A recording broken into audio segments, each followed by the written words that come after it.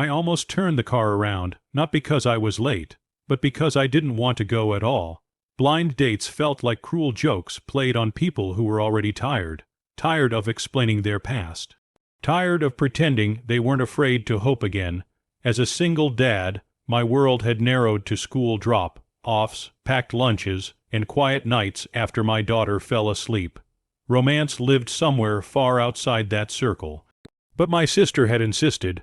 "Just show up," she said. "You never know." That's when I saw the woman on the side of the road.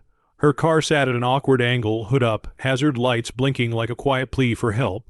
She stood beside it, phone pressed to her ear, frustration written across her face. I glanced at the clock.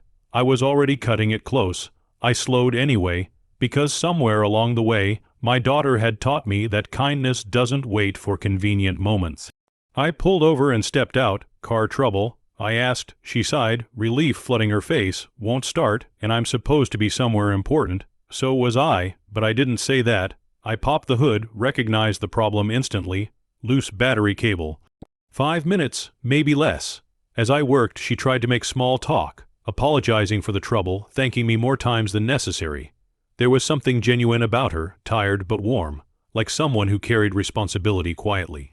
When the engine finally turned over, she laughed, an unguarded sound that surprised us both. "I don't know how to thank you," she said. "Just pass it on someday." I replied, "Kindness still matters." She smiled at that, really smiled, then glanced at her phone and groaned. "I'm late for a blind date I already don't want to be on." I laughed softly. Funny, me too. We shared a brief look, the kind that lingers just a second longer than it should. Then we went our separate ways, each pulling back onto the road, each carrying a strange, unexpected lightness. 10 minutes later, I walked into the cafe, and there she was, sitting at the corner table.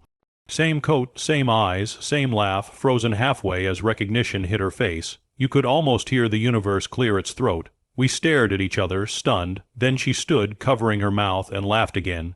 This time louder, brighter. "You," she said, apparently. I replied, shaking my head. We sat down, still smiling, still catching our breath. The awkwardness everyone warns you about on blind dates never showed up. Instead, something gentler took its place. Honesty, ease, a sense that maybe the hardest part was already over. Over coffee, stories unfolded. Her failed relationships, my daughter. Her fear of starting again. My dread of disappointing someone who hadn't earned it. Somewhere between sips and shared laughter, the walls came down. Not all at once, but enough. At one point she paused, looking at me carefully. "You know," she said, "most people would have driven right past me today." I shrugged. I didn't want my daughter growing up in a world where people do that. Her eyes softened. Then she's lucky, and so am I. That was the moment it hit me. The date I'd dreaded wasn't a mistake. It was a meeting arranged by compassion, by small choices, by a decision to stop for a stranger when it would have been easier not to. We didn't rush anything after that night. Life still had responsibilities, scars, and busy mornings. But something real had begun quietly, kindly. And every time I think about how close I came to driving past her, I'm reminded of this. Sometimes the love we're afraid of is already waiting, disguised as a moment of service, a simple act of humanity. And in a world that moves too fast, stopping to help might just lead you exactly where you're meant to be.